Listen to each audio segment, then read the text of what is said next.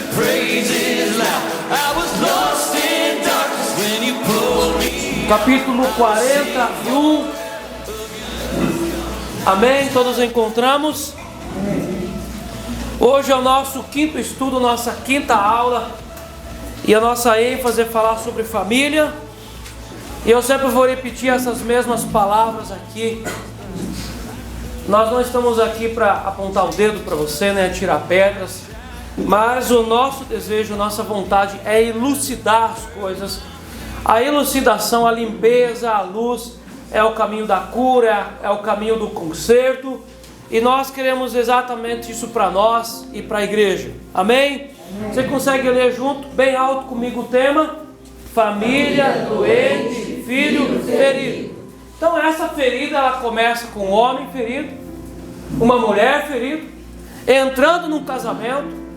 Aí esse casamento é uma união de males, uma união de feridas. Na maioria das vezes os dois acreditam que isso não tem nada a ver.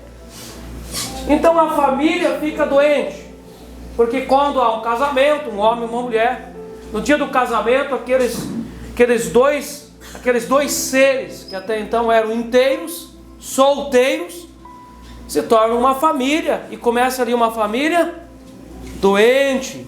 Aonde tem uma família doente, os filhos vão ser sarados, curados, maravilhosos? Ou os filhos vão ficar doentes também? Vão ficar doentes. Então, família doente, filho ferido. Pode passar o segundo. O que é muito importante a gente saber, né? Hoje você não vai ler junto, eu também não vou repetir, mas eu quero fazer uma pergunta para você. Aonde você se enxerga nisso aqui? Agora nós vamos passar para uma próxima etapa. Aonde você se enxerga? Qual é a lembrança, qual é a imagem que você tem do pai? Todos nós temos um pai e uma mãe. Nós não nascemos de chocadeira e nem em laboratório. Tem que ter um pai e uma mãe. Como você enxerga o teu pai? Você consegue ver o teu pai na tua vida? Você tem esse pai na sua vida? Como você enxerga a sua mãe? Você consegue ver a sua mãe? Ela existe para você? Como é essa sua mãe? Né? Talvez você não vai curar a sua mãe, mas você precisa curar a imagem da sua mãe dentro de você. Essa imagem precisa ser curada. Isso aqui não é espiritismo, tá, gente? Mas essa imagem emocional, ela precisa ser curada. Nós temos então ainda as heranças emocionais, que nós chamamos de transgeracionais, que vêm dos nossos avós, dos nossos bisavós. São heranças emocionais transgeracionais. E nós precisamos entender qual é a imagem que nós temos na nossa mente, no nosso ser emocional, do nosso pai. Talvez esse pai precise ser curado. Esse pai precisa ser curado.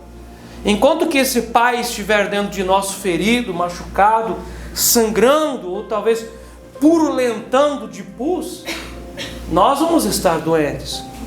Enquanto que a nossa mãe estiver dentro de nós, purulentando e sangrando, nós estaremos doentes. E os nossos pais vivem dentro de nós. E outra vez, isso aqui não é espiritismo. Isso aqui não é espiritismo. Nossos pais vivem dentro de nós. Nós temos o DNA dos nossos pais. Então quando você olha mais para cá, aqui, o casal, o seu pai, a sua mãe, você enxerga o seu pai e a sua mãe juntos? Na sua mente, na maternidade da sua alma, no útero do teu ser, o seu pai e a sua mãe existem? Eles estão juntos, né? Às vezes a gente conversa com pessoas e a pessoa, ela diz, e eu creio nisso, ela diz assim: eu não consigo ver o meu pai e a minha mãe juntos numa mesma imagem. Eu consigo ver horas o meu pai, horas eu consigo ver a minha mãe, mas eu não consigo ver o meu pai e a minha mãe. Olha que triste isso, gente. A gente tem que quase fazer um casamento dentro da alma dessa pessoa para ela conseguir ver o pai e a mãe junto. Mas aí é mais complicado. É melhor curar o pai e curar a mãe dentro de nós. Mas isso aqui faz muita diferença na nossa vida, gente. As coisas não funcionam, não fluem, aborta, chega até um certo ponto, aborta de novo. Como diz Deuteronômio 28, quanto mais a pessoa se esforça, mais foge das suas mãos. Isso aqui precisa ser restaurado e curado dentro de nós. Então, vem 3 coisas muito importantes dentro da nossa vida, que nós usamos todos os dias, nós usamos nas decisões importantes da nossa vida, que é fidelidade, confiança e compromisso. Isso aqui vem nesse triângulo familiar, que está, se ele estiver saudável, curado, ele entra na nossa vida. Amém, gente? Vocês conseguem guardar já essa imagem na mente? Nós vamos ver muitas vezes essa imagem. Mais uma coisa pode passar que é muito importante para nós, e nós precisamos pensar bastante. A família onde eu fui criado é o meu segundo ventre, né? O meu primeiro ventre é o útero da minha mãe, onde é que eu fui gerado durante 9 meses. Se a gestação que a minha mãe estava me esperando estava normal, então foi 9 meses. Alguns nascem de 8, às vezes até de 7. Mas então o primeiro útero, a primeira geração, a primeira gestação da minha vida é no útero da minha mãe. O segundo útero onde eu fui gerado foi dentro da minha família. E o terceiro útero da geração do meu caráter é dentro de uma igreja, onde eu recebi a primeira vez a imagem sobre Deus. Então isso aqui é muito importante para nós discernirmos a nossa vida, a nossa história, a nossa direção, ou porque nós praticamos alguns erros, ou porque nós não conseguimos acertar outras coisas, ou porque às vezes nós estamos encalhados em algumas coisas, ou porque às vezes nós forçamos a barra em outras coisas. Então nós vamos ver aqui 5 tipos de família, aonde você vai se encaixar. Hoje nós vamos passar muito rápido por isso aqui, mas eu creio que isso aqui dá 5 mensagens de culto. Eu já estou com água na boca esperando esses cultos aí. Vai ser bom. Meus irmãos, aonde eu fui gerado? Nós vamos ver aqui nos extremos, né? Nós temos o mais caótico e o mais problemático possível. A família caótica. Essa família caótica, você consegue ver os filhos no andar de baixo. Há uma parede entre os filhos. E nós só conseguimos ver uma figura em cima. Às vezes nessa família caótica é a mulher que vai estar lá governando, uma general. Outras vezes vai ser um homem que vai estar lá governando, e a outra parte do casal vai estar subjugada. Ela desaparece da família. É a família caótica. E tem pessoas que são criadas dentro de uma família que é um caos. Todos os dias é um caos. Quando tem paz, não está normal para a família. Ela precisa de um caos, está tudo caótico. Para o outro lado aqui, nesse extremo aqui, é a família aglutinada.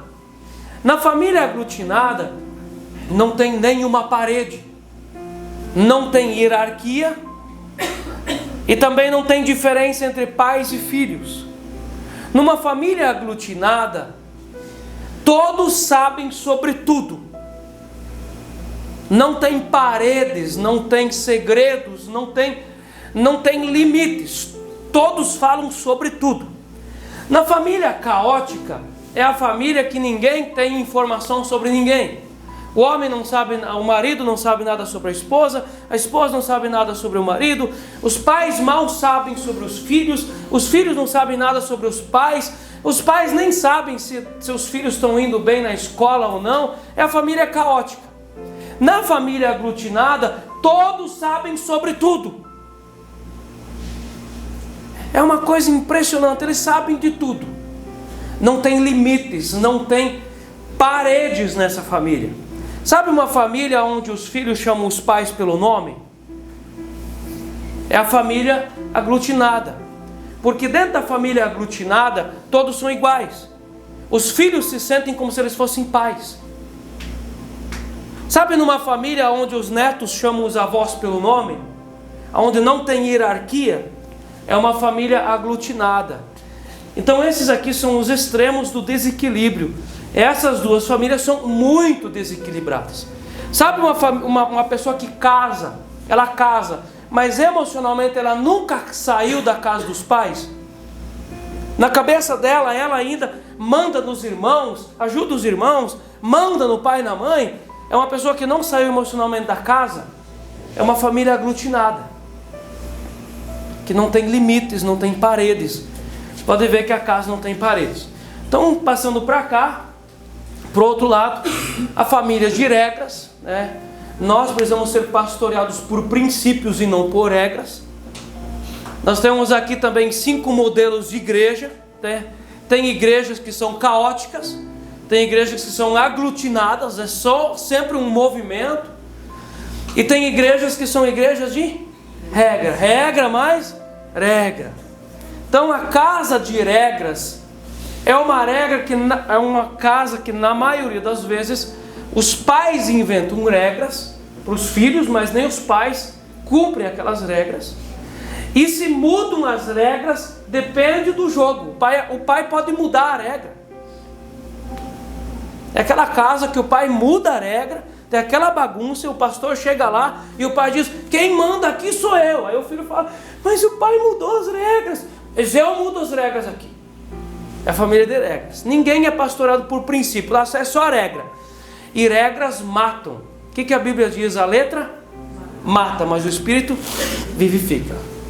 Por outro lado, aqui nós temos uma casa protetora, a casa da superproteção, onde ninguém pode pegar chuva, ninguém pode pegar sol, os filhos não podem pegar vento, os filhos não podem sofrer, é uma superproteção.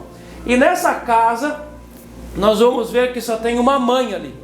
Na maioria das vezes, nessa casa, o pai só trabalha. Ele trabalha,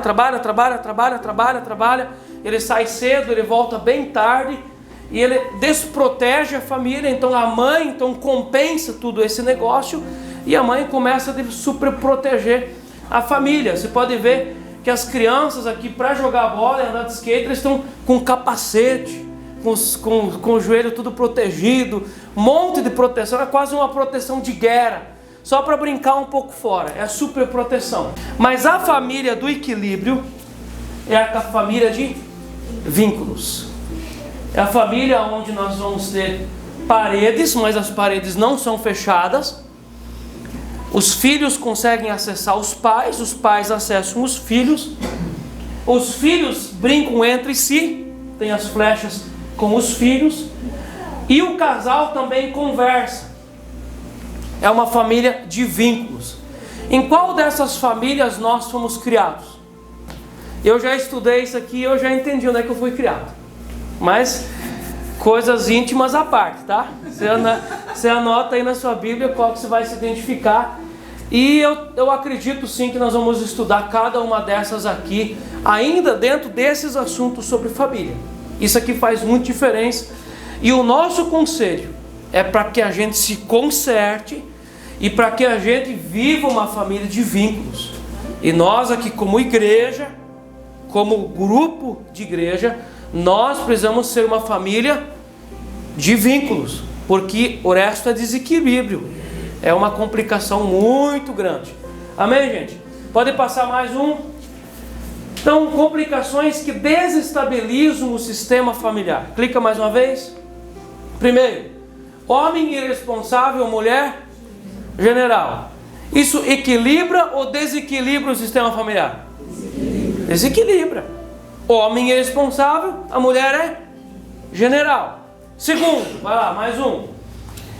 Homem bruto, mulher subjugada. Às vezes aquele homem bruto com as palavras, estúpido, não tem sentimento de alma.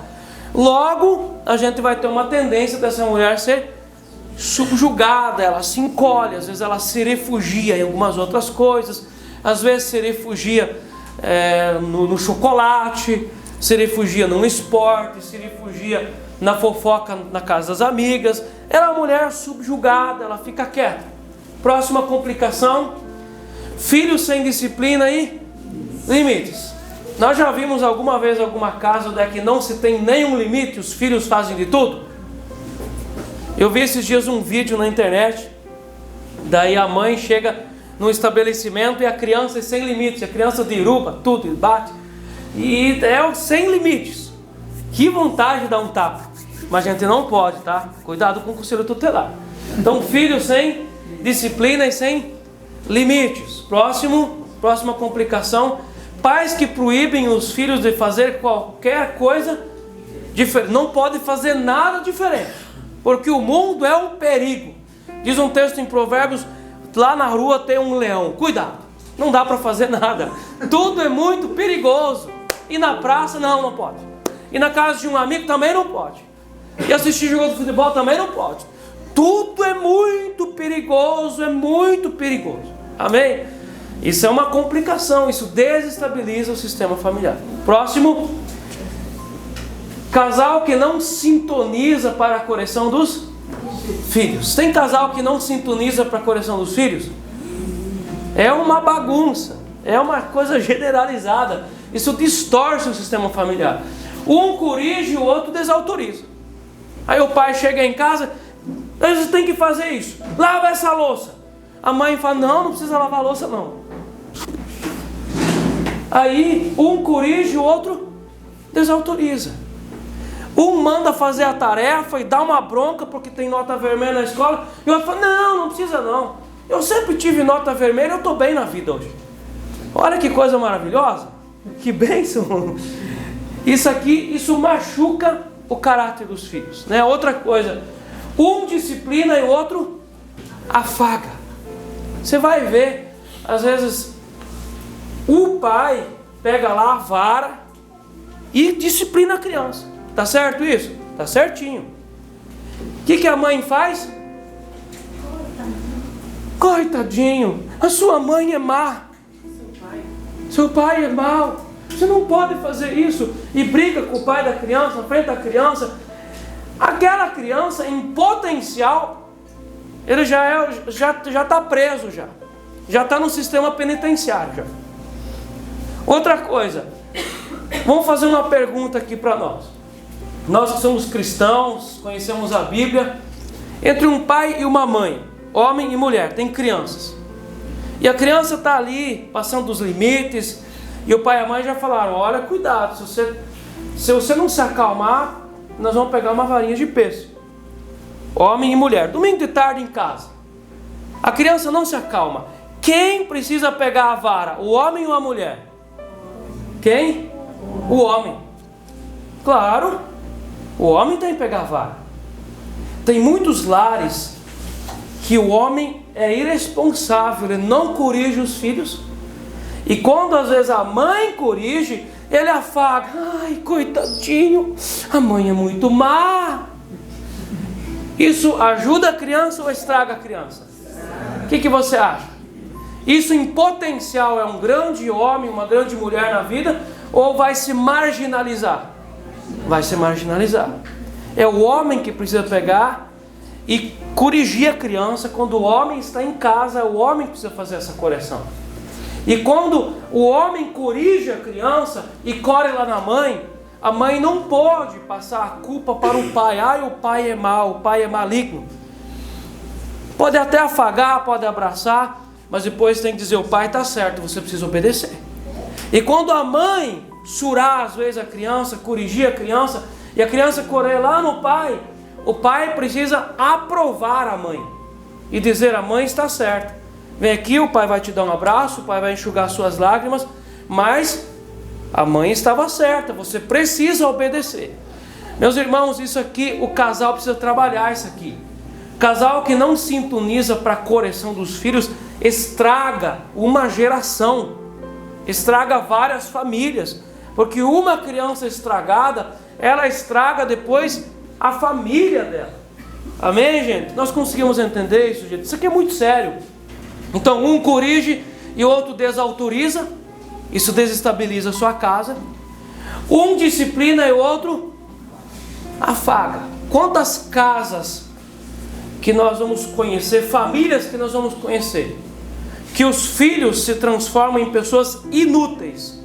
E você vai ter esse depoimento de alguém dizendo assim: claro, quando o pai surava, a mãe afagava. Claro, quando a mãe corrigia, o pai dizia que a mãe era ruim, a criança sempre tinha razão. Claro, quando vinha a reclamação da escola para casa, a mãe falava: não, meu filho não fez isso. Né? Quando alguém se queixava do filho, que o filho estava rebelde, estava brigando ou briguento, a mãe afagava o filho e dizia: não, coitadinho, meu filho não faz isso. Isso em potencial é para marginalizar uma pessoa. Amém, gente? Nós entendemos isso. Mais um ponto: pais sem regras que colocam regra nos filhos. Meus irmãos, o pai e a mãe que quiser colocar regra nos filhos, eles precisam primeiro viver esse negócio. Não adianta o pastor colocar regra na igreja e ele não vive. Não adianta o nosso governo, o nosso presidente da república querer colocar regras sobre o país e ele não vive. Isso é uma desestabilização de um povo. É a desestabilização da família, do casamento, desestabilização da igreja.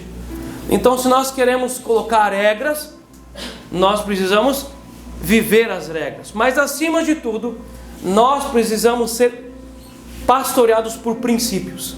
E isso sim que funciona, isso não machuca. Amém? Pode passar mais um. Você pode ir lá para Gênesis 41. E eu quero que você... Amém? Nós encontramos Gênesis 41. Nós vamos continuando aqui na história do nosso irmão José. Eu acredito que a gente vai encontrar lá no céu um dia. No final do capítulo 39, no capítulo 40, desculpa. Primeiro no capítulo 39, no final, verso 21. Eu estou aqui me atrapalhando, mas é 39 e 21. O texto diz o seguinte: o Senhor, porém, era com José. Ele foi benigno e ele deu mercê perante o carcereiro, o qual confiou às mãos de José todos os presos que estavam no cárcere, e ele fazia tudo quanto se devia fazer ali. E nenhum cuidado tinha o carcereiro de todas as coisas que estavam nas mãos de José, porquanto o Senhor era com ele, e tudo o que ele fazia, o Senhor prosperava. Meus irmãos, o José passou para uma segunda fase de treinamento de liderança na prisão do rei, onde com certeza tinham os piores presos, os piores condenados do governo, e esse homem foi colocado ali nesse lugar para começar a governar. Nesse lugar, no capítulo 40, nós vamos ver que duas pessoas foram presas aqui. De alguma forma, Faraó ou o governo desconfiou deles, o copeiro-chefe e o padeiro-chefe. O copeiro era aquele que provava o vinho antes do governo tomar o vinho nas suas refeições, ou até mesmo poderia ser o copeiro-chefe que estava ali na fabricação das bebidas que o rei tomava todos os dias. E o padeiro-chefe era aquele que era o confeiteiro do governo, fazia os pães, fazia todos os produtos assados para todo o governo e todo o pessoal do palácio comer, e ele tinha que provar, porque se tivesse envenenado, ele seria o primeiro a comer. Então o texto não fala exatamente do que o governo desconfiou deles, mas eles foram presos ali para uma quarentena, e nesse período tanto o copeiro-chefe quanto o padeiro-chefe tiveram sonhos. José que estava ali, a vocação de Deus em José. José interpretou esses sonhos e ele deu exatamente o que iria acontecer. O copeiro-chefe seria restituído ao governo e o padeiro-chefe foi enforcado no dia do aniversário de Faraó. Olha que coisa! Mas José acertou os sonhos, a interpretação. E no verso 23, o copeiro-chefe todavia não se lembrou de José, porém dele se esqueceu. Esse texto aqui também é bem importante. Então, nós vamos ver que José chegou no Egito com 17 anos de idade. E com 30 anos de idade ele saiu da prisão. Então se estima que José tenha ficado em confinamento na casa de Potifar 1 ou 2 anos. E após esse confinamento de trabalho ali, ele então caiu na cilada da mulher de Potifar e toda essa situação.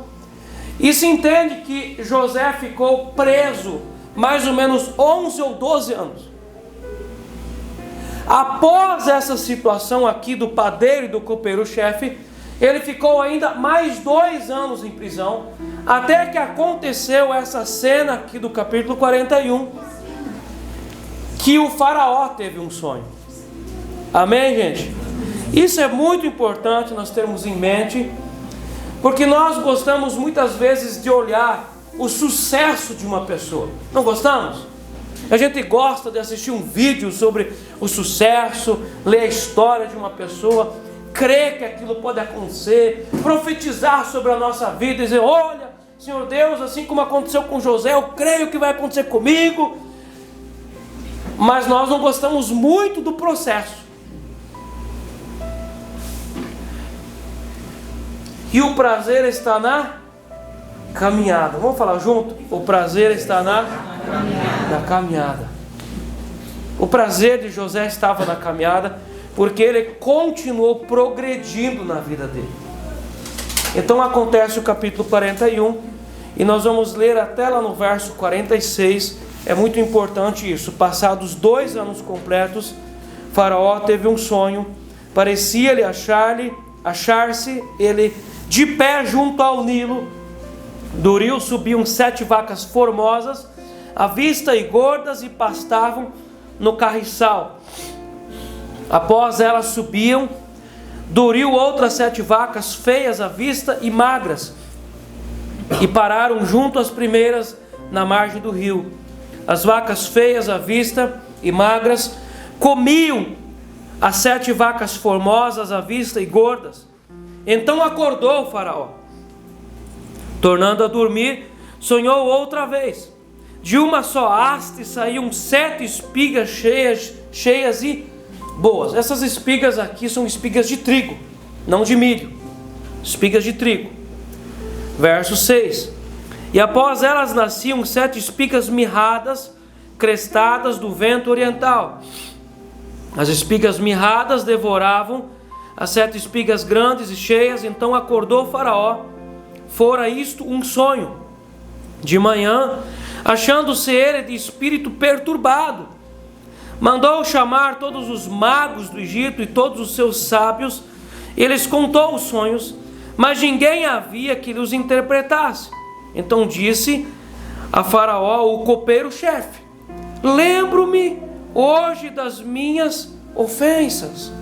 Então, estando o Faraó muito indignado contra os seus servos, e pondo-me sob prisão na casa do comandante da guarda, a mim e o padeiro-chefe tivemos um sonho na mesma noite, eu e ele. Sonhamos, e cada sonho com a sua própria significação. Achava-se conosco um jovem hebreu, servo do comandante da guarda. Contamos-lhe os nossos sonhos, e ele nos interpretou, a cada um segundo o seu sonho. E como nos interpretou, assim mesmo se deu. Eu fui restituído ao meu cargo, o outro foi enforcado. Então Faraó mandou chamar a José, e o fizeram sair à pressa da masmorra.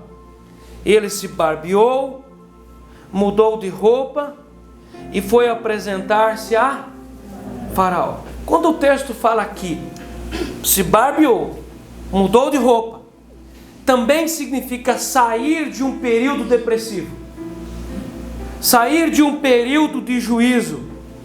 Se barbeou e trocou de roupa e foi apresentar-se para Faraó. 15. Esse lhe disse: tive um sonho e não há quem o interprete. Ouvi dizer, porém, a teu respeito, que quando ouves um sonho podes interpretá-lo. Respondeu-lhe José: não está isto em mim, mas Deus dará resposta favorável a Faraó. Então, quando a gente fala de vocação, a vocação está na pessoa. Ela pode dizer está em mim, mas quanto ao interpretar sonhos, está em Deus. O segredo está em Deus. 17. Então contou o Faraó a José: no meu sonho estava eu de pé na margem do Nilo, e eis que subiam dele 7 vacas, gordas e formosas à vista, e pastavam no carriçal. Após estas subiam outras vacas, fracas, muito feias à vista e magras. Nunca vi outras assim disformes em toda a terra do Egito. E as vacas magras e ruins comiam as primeiras 7 gordas, e depois de as terem engolido, não davam aparência de as terem devorado, pois o seu aspecto continuava ruim, como no princípio. Então acordei. Depois vi em meu sonho que 7 espigas saíram da mesma haste, cheias e boas. Após elas nasceram 7 espigas secas, mirradas e crestadas do vento oriental.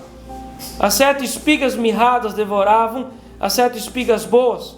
Contei-o aos magos, mas ninguém houve que me interpretasse. Então lhe respondeu José: o sonho de Faraó é apenas um sonho, não são 2, é um sonho.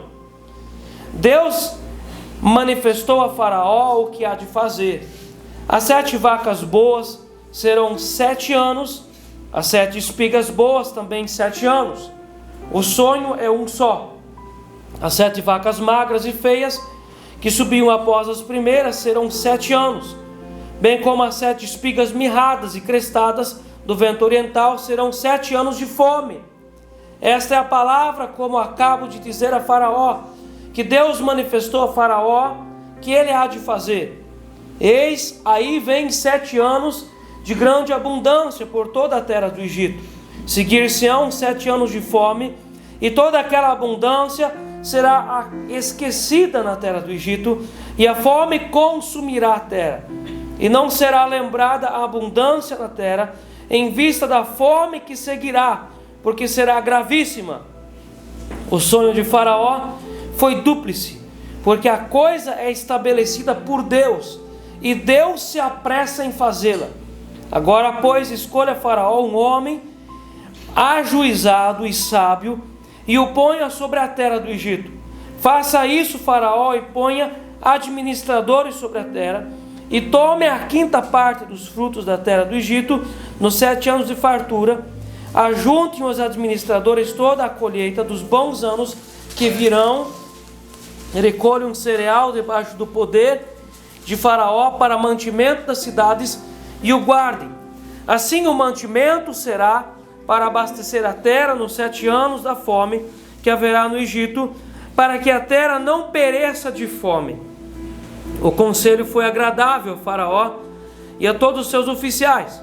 Disse Faraó aos seus oficiais: acharíamos porventura homem como este, em quem há o Espírito de Deus? Depois disse Faraó a José: visto que Deus te fez saber tudo isto, ninguém há tão ajuizado e sábio como tu. Administrarás a minha casa, e a tua palavra obedecerá todo o meu povo. Somente no trono eu serei maior do que tu. Disse mais Faraó a José: vês que te faço autoridade sobre toda a terra do Egito. Então tirou Faraó o seu anel de sinete da mão e o pôs na mão de José. Fê-lo vestir roupas de linho fino e lhe pôs ao pescoço um colar de ouro, e fê-lo subir ao seu segundo carro, e clamavam diante dele: inclinai-vos. Desse modo o constituiu sobre toda a terra do Egito.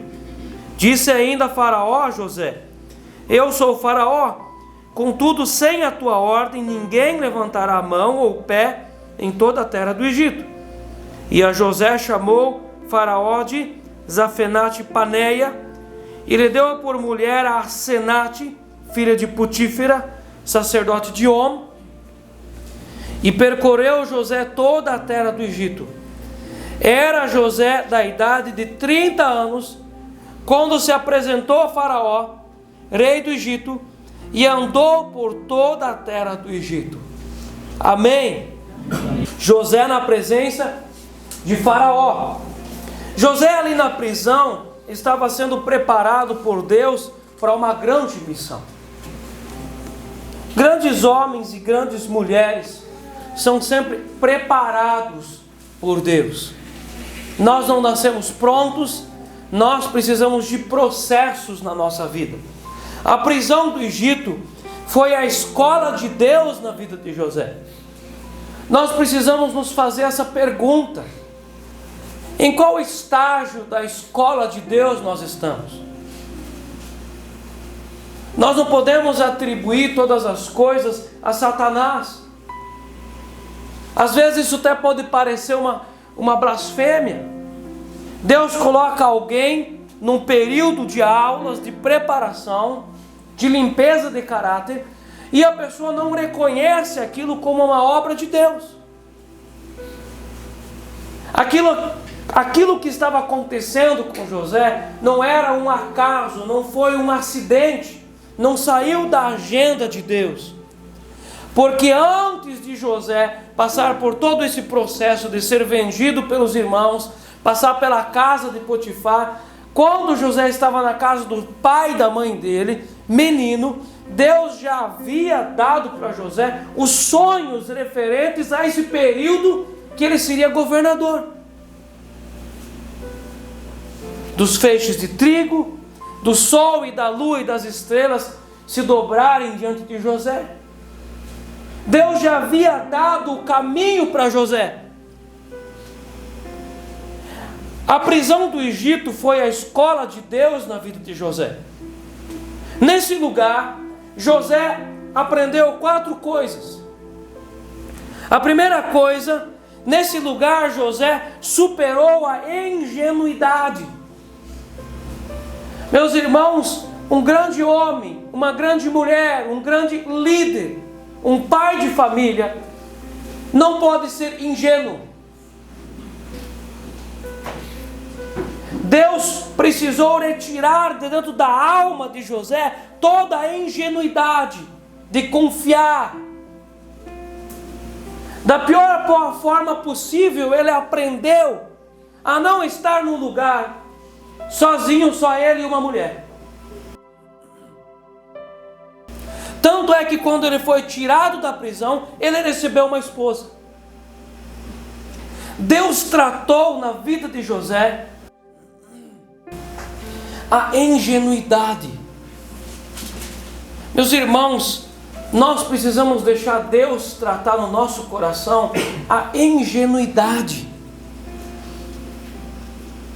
Nenhuma pessoa pode ser alguém grande na vida se ela é atrasadinha na vida, se ela tem dificuldade para entender as coisas, se ela é patota, desligada. Eu não sei quais mais aditivos que eu podia procurar aqui, bem chula, para a gente entender isso. E muitas vezes Deus precisa tirar essa ingenuidade da nossa vida com uma cirurgia, e com uma cirurgia com pederneira e sem anestésico. E às vezes essas cirurgias parece que são cirurgias feitas a machado. Deus arranca de dentro de nós essa ingenuidade, sangrando e doendo, e Deus nos lança lá e diz: agora você vai curar e você vai aprender a não ser ingênua na vida. Amém? Então Deus cura José nesse primeiro item.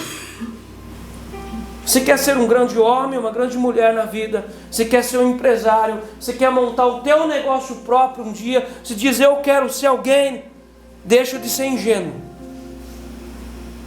A segunda coisa que Deus curou em José foi a carência.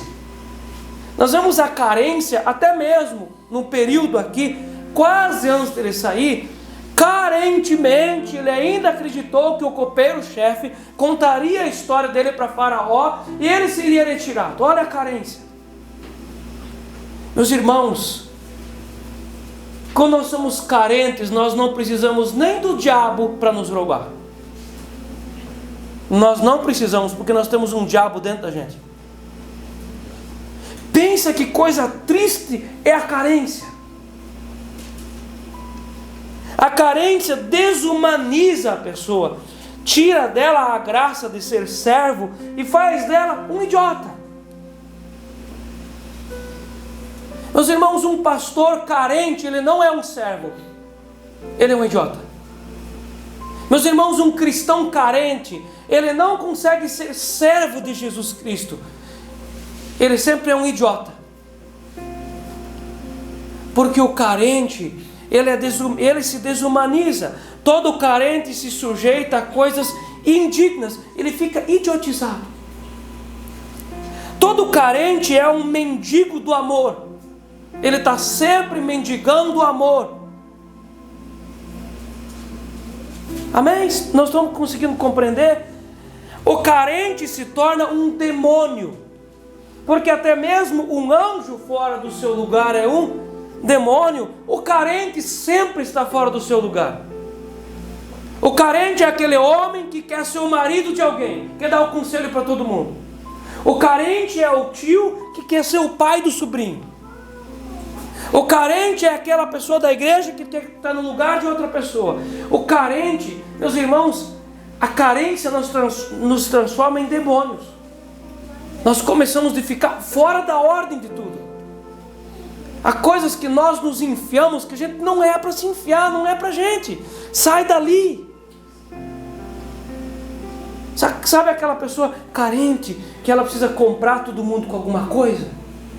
É a carência. A carência nos desumaniza, nos idiotiza e nos demoniza. A carência é um diabo dentro da pessoa.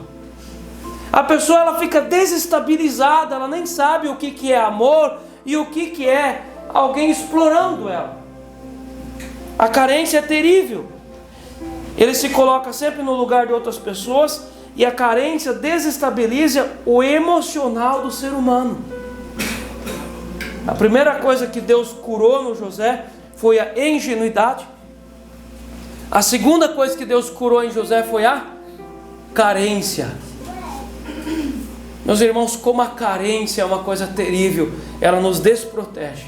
Uma criança carente sobe no colo de qualquer alguém. Aí então acontecem os abusos emocionais, sexuais e assim por diante. Nós precisamos vencer a carência. Amém, gente? Amém. Quem tem marido, quem tem esposa, você precisa curar a sua carência em casa, conversando, fazendo carinho, um junto com o outro. A carência de uma criança é curada em casa com os pais. Pais precisam curar a carência de uma criança. Deixar ela conversar bastante, fazer carinho, brincar com a criança. Nós precisamos ter a carência curada, gente. Senão nós corremos risco, nós nos desprotegemos. Nós não podemos ser carentes. A terceira coisa que Deus curou. Nesse lugar, José aprendeu a confiar em Deus acima dos homens. Quando ele interpretou o sonho do copeiro e do padeiro-chefe, e ele acertou. O padeiro-chefe foi morto, o copeiro-chefe foi restituído. José faz um pedido, confiando no copeiro-chefe: lembra-se de mim, me ajuda a sair desse lugar. Lá no verso 23 do capítulo 39.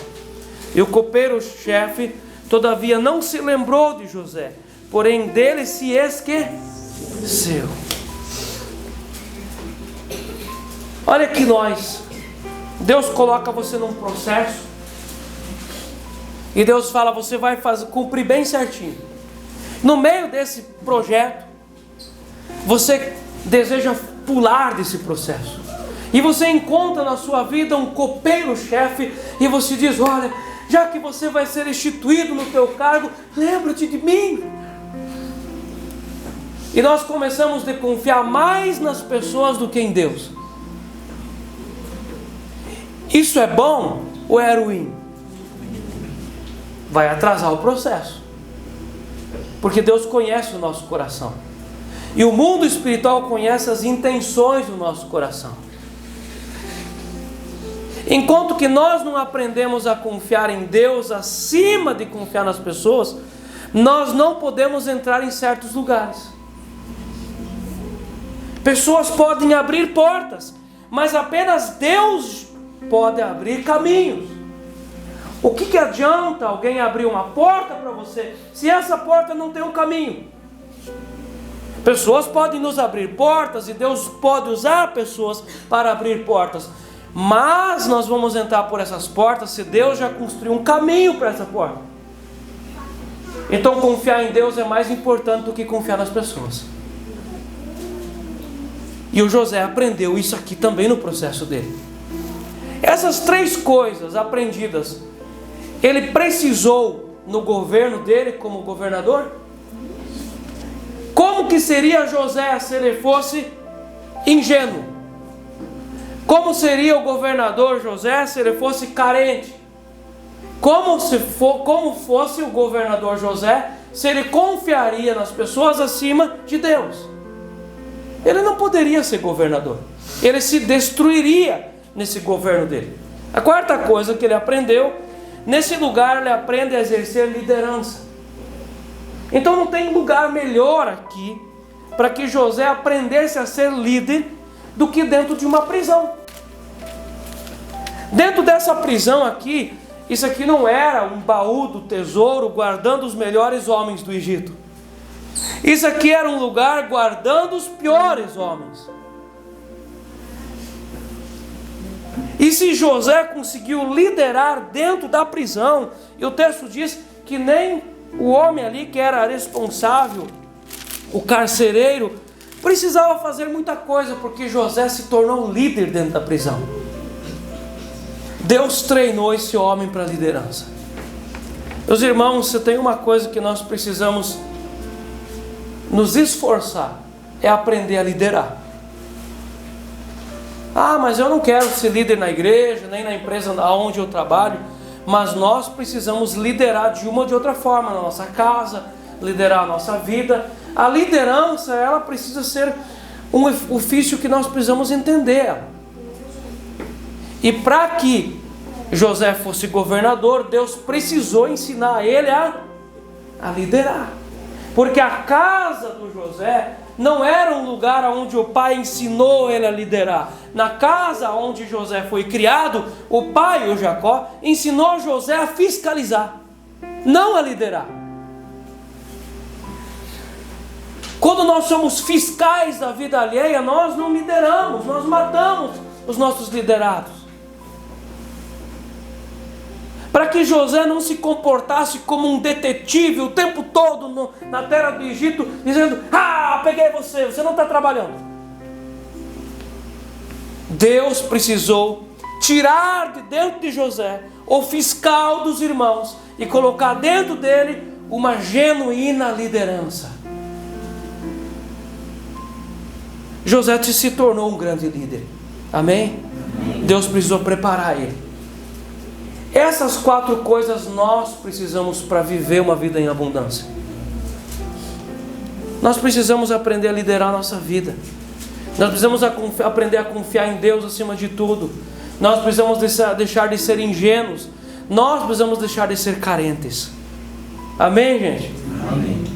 Sempre que Deus nos faz passar por momentos difíceis e permanecemos firmes em obediência, oração, santidade, grandes coisas virão na nossa vida. Sempre que Deus nos faz passar por momentos difíceis, o vale da sombra da morte, e nós permanecemos firmes ali, nós podemos esperar por um futuro melhor. Grandes coisas estão para acontecer. Os grandes soldados do Senhor são forjados no calor da batalha. Nosso caráter tem de ser provado, tem de ser tratado, e muitas vezes seremos literalmente espremidos nas prisões que Deus vai nos colocar. Noites sem dormir, dívidas a pagar, portas fechadas, e você precisa levantar de noite e dizer para Deus: Deus, eu entendo que o Senhor me colocou numa prisão no Egito, longe de casa, está doendo, mas eu creio que o Senhor está me preparando para algo maior. José não sabia ainda, mas algo grande estava para acontecer na sua vida. O homem não se perdeu em todo esse período, continuou crendo em Deus, confiando no Senhor. 2 anos se passaram. Após os sonhos do copeiro-chefe, do padeiro-chefe, então Deus deu sonhos também para Faraó.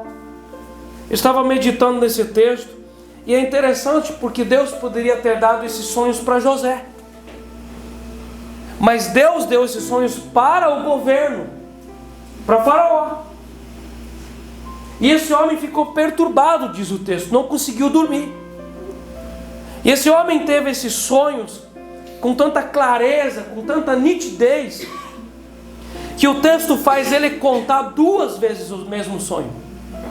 No começo do 41 ele conta os sonhos para os magos, para os adivinhos, e depois ele conta a mesma história para José. O texto poderia nos poupar desses detalhes e colocar só uma vez, mas o texto escolheu mostrar a nitidez que foi esse sonho. E Deus tinha um plano para José, e Deus também tinha um plano para o Egito.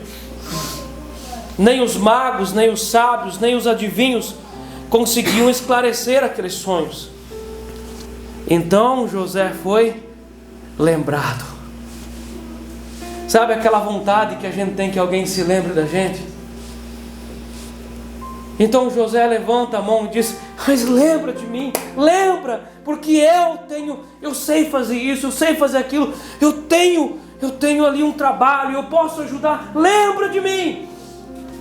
Aí Deus fala: não, mais um pouquinho ainda. Deus olha no relógio, olha na temperatura da panela, 200 graus, e Deus fala: mais um pouquinho, não está bem bom ainda. Todos nós já passamos por isso, querendo sair de uma situação, que alguém se lembre da gente, às vezes por um ato de bondade que você fez para a pessoa, você ajudou, e você diz: será que fulano não vai se lembrar de mim? E Deus tinha mais 2 anos planejados para José. 2 anos. E esses anos são iguais aos nossos, tá? Não são menores. Mais 2 anos. O anonimato é importante na fundamentação do nosso caráter. O anonimato, gente, ele faz parte do processo de fortalecimento do nosso bom caráter. O anonimato. Às vezes nós estudamos, nós trabalhamos, nós esforçamos muito, e nós queríamos que o mundo visse o nosso trabalho. Não é assim? Aí o eletricista se esforça, faz tudo bem bonitinho, e ele queria que o mundo já visse o trabalho dele, e Deus fala assim que tem que ser. E Deus diz: não é tempo ainda. Não é tempo. O agrônomo se esforça com o estudo dele, com o TCC, com a monografia em mão. Ele diz: eu vou ajudar o mundo a melhorar a safra de milho e de soja. E Deus diz: não. Mais 15 anos, meu irmão. Mais 15. Você vai aguentar. Até lá você vai ter condições de aguentar moralmente a sua fama. Eu estava ouvindo um podcast do pastor Cote, e quem já estava lá na Jucum e viu o empreendimento que esse homem tem lá, o tamanho que esse homem tem de empresa, de aula, você pode entender o tamanho que esse homem tem. E no podcast ele estava falando que Deus deixou ele esperando 15 anos até que ele começou a aparecer. 15 anos. 15 anos, pregando, ensinando, viajando, construindo, planejando, 15 anos. Então Deus deixou o sol aparecer um pouquinho sobre eles. Hoje todos os EIFOL são cheios de alunos, e eles não correm atrás de ninguém, né? Nós estávamos esses dias lá, até dos Estados Unidos tinha gente lá.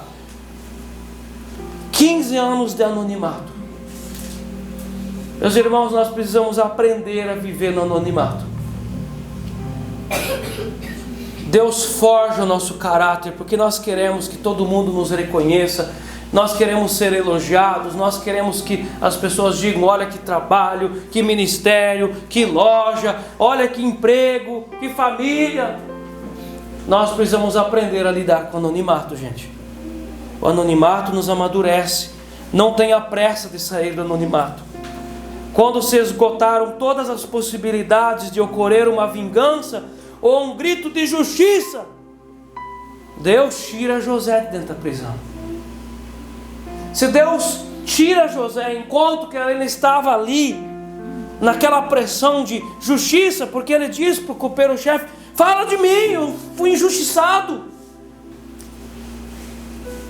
Quando José estava estabilizado, Deus o levou para a próxima etapa da história, porque se nós saímos do anonimato fora de hora, nós nos tornamos justiceiros ou vingadores. Mas Deus precisava de um homem para plantar trigo e produzir grãos, e não de um justiceiro, não de um general de guerras. José chega então na presença de Faraó, no verso 16. Respondeu-lhe José: não está isso em mim, mas Deus dará resposta favorável a Faraó. Ele reconhece com firmeza a sua dependência de Deus, mostrando aqui que ele havia aprendido a lição de confiar em Deus acima de todas as coisas. Você já aprendeu a confiar em Deus acima de todas as coisas? Você já aprendeu? Ou diante de um oscilo emocional da vida, você já fica desamparado, você já se sente assim, entristecido, porque agora o mundo vai acabar, não vou mais ter comida amanhã? Você já aprendeu a confiar com firmeza e depender de Deus? Isso é uma coisa muito importante para a nossa história. E essa palavra impactou a maior autoridade do Egito. Faraó estava acostumado a ver ali os sonhos sendo revelados pelo ocultismo, e de repente ele está diante de um homem que diz: Deus vai fazer um milagre, Deus vai mostrar, isso não depende de mim, mas Deus, o Deus vivo. E José testemunha acerca do Deus que ele servia, e José então interpreta os sonhos, porque Deus deu os sonhos, e aquilo que Deus lhe deu levou ele até aquela situação. Aquilo que Deus deu para ele. Você pode ler isso aqui junto comigo? Aquilo que Deus já te deu vai te levar para a história que Deus tem para você. Deus já deu para você coisas. O que Deus te deu? Deus deu para José a vocação de entender o futuro, sonhos. Quando ele era menino ainda, Deus deu para ele essa graça de interpretar sonhos. Deus deu para ele a aptidão de governar. O que seria algo deformado pelo pai, Deus reformou. Deus deu tudo para José. Você já recebeu tudo. Nós precisamos granjear o dom que Deus nos deu, e não aquele que Deus não nos deu. Às vezes a pessoa quer se enfiar em coisa que Deus não mandou ela fazer, quer ter dom que Deus não deu. Nós somos como uma semente vem completa, ela já tem tudo o que ela precisa dentro dela. Deus já te deu tudo o que você precisa para você chegar aonde Deus escreveu que você precisa chegar. Deus é suficiente, Deus é soberano. Nós precisamos tirar da nossa vida aquilo que nos atrapalha. Aquilo é o problema que nos freia e nos impede. Podemos imaginar Faraó em seu trono totalmente pasmo. Que sabedoria tinha José, que genialidade.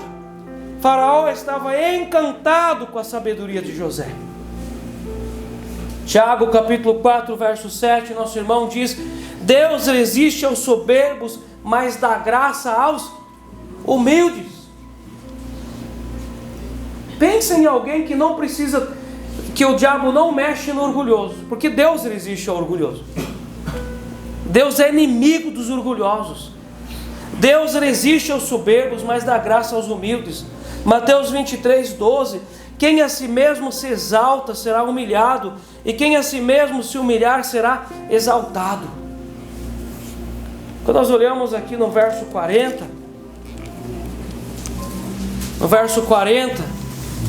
começou um novo tempo na vida de José. Administrarás a minha casa, e a tua palavra obedecerá a todo o meu povo. Somente no trono eu serei maior do que tu. Começou um tempo de glória na vida de José, de prisioneiro a governador. Mas quando nós olhamos para o processo, José foi fiel ao processo de Deus na vida dele. Logicamente ele não deveria estar na casa de Potifar sozinho com aquela mulher, mas ele foi fiel em fugir daquela situação. Meus irmãos, às vezes as pessoas querem desanimar, elas secam, porque elas não têm paciência de esperar um processo. Às vezes a esposa já quer desistir do marido, porque ela não tem paciência de um processo na vida do homem. Às vezes o marido já quer logo desistir da esposa, já quer separar, aqueles pensamentos de divórcio, porque ele não tem paciência de um processo na vida dela. Meus irmãos, quantas vezes as pessoas vão embora de uma igreja cristã que tem palavra, porque elas não querem suportar o processo. Quando nós tivemos muitas vitórias aqui na nossa comunidade, de muitas situações, eu pensei em algumas pessoas que foram embora da igreja, e eu pensei, como seria interessante ter elas aqui. Eu queria que elas vissem isso, eu queria que elas vivessem também isso, mas elas não tiveram a paciência de suportar o processo. Deus tinha coisas guardadas para elas, mas elas se retiraram. Meus irmãos, tem coisas na tua vida, e eu tenho certeza que Deus está falando com você nessa noite. Tem coisas que você não é para desistir, é para você entrar nesse negócio e não desistir do processo. Tenha prazer no processo. Profetize sobre a sua vida. Creia que amanhã vai ser melhor que hoje. Deus não começa nem do grande nem do pronto. É a marca da manjedoura, tudo do pequeno. A marca do grão de mostarda, bem minúsculo. Deus começa do pequeno, porque Deus é um Deus de processos. Tem pessoas que têm grandes sonhos, mas elas não estudam, não se mexem para nada. O final de semana todo no celular, assistindo vídeos. Por que não estuda? Por que não lê um livro? Por que não assiste um documentário? Se nós temos sonhos, nós precisamos investir nos sonhos. Deus não vai nos derramar tudo pronto. Nós precisamos obedecer e andar no processo que Deus tem para nós. De prisioneiro a governador, porque um homem foi fiel no processo. Exemplos como este demonstram que Deus é de fato o Senhor da história. José era um homem de bom caráter, de boa índole, apesar de todos os problemas e sofrimentos que ele enfrentou. Ele era um homem de boa índole. Contudo, por incrível que possa parecer, ele deu a volta por cima de toda a situação adversa, manteve a sua fé em Deus e viveu uma vida de temor e obediência, mesmo no período difícil da vida dele. Pode passar mais um para a gente encerrar. Os grandes homens de Deus são perseverantes em servir ao Senhor, e mesmo nos momentos mais difíceis, conseguem fazer permanecer acesa a chama da fé e da sua obediência. Creia nas coisas que Deus tem para você. Creia. Talvez alguém de nós aqui veio hoje para o culto desastroso de sonhos, e Deus está dizendo para você: ande no processo, obedeça o processo. Não peça para o copeiro-chefe lembrar de você, mas lembre-se de Deus. Meus irmãos, Deus é soberano de verdade mesmo. Deus tem nas suas mãos a nossa vida, a nossa história. Deus tem grandes coisas para nós. Deus tem muito para todos. Nós precisamos aprender a obedecer os processos e nos deixar curar das nossas carências. Amém. Vamos orar em nome de Jesus. Obrigado, Senhor Deus, por esse momento de meditação na Tua presença.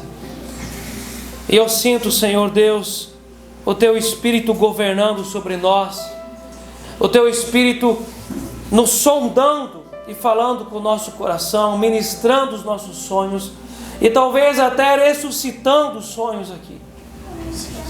Senhor Deus, eu creio e eu sinto que o Teu Espírito Santo nessa noite está nos animando para algumas coisas, nos fortalecendo. Talvez alguns já daqui precisavam realmente ouvir essa palavra. Seu Deus, ensina-nos, Seu Deus, de todo o coração eu peço isso, a nós termos prazer na caminhada e não apenas olhar achando que o final de tudo vai ser o grande prazer, mas o prazer está na caminhada com o Senhor, dia após dia. Às vezes nós precisaremos governar e liderar numa prisão, mas nós vamos, Senhor Deus, pedir que o Senhor nos dê graça nesse processo.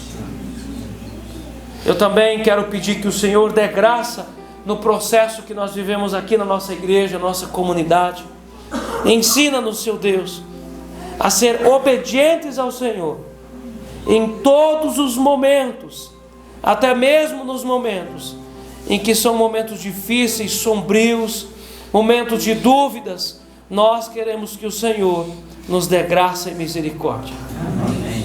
Em nome do Senhor Jesus nós oramos. Amém. Amém, gente.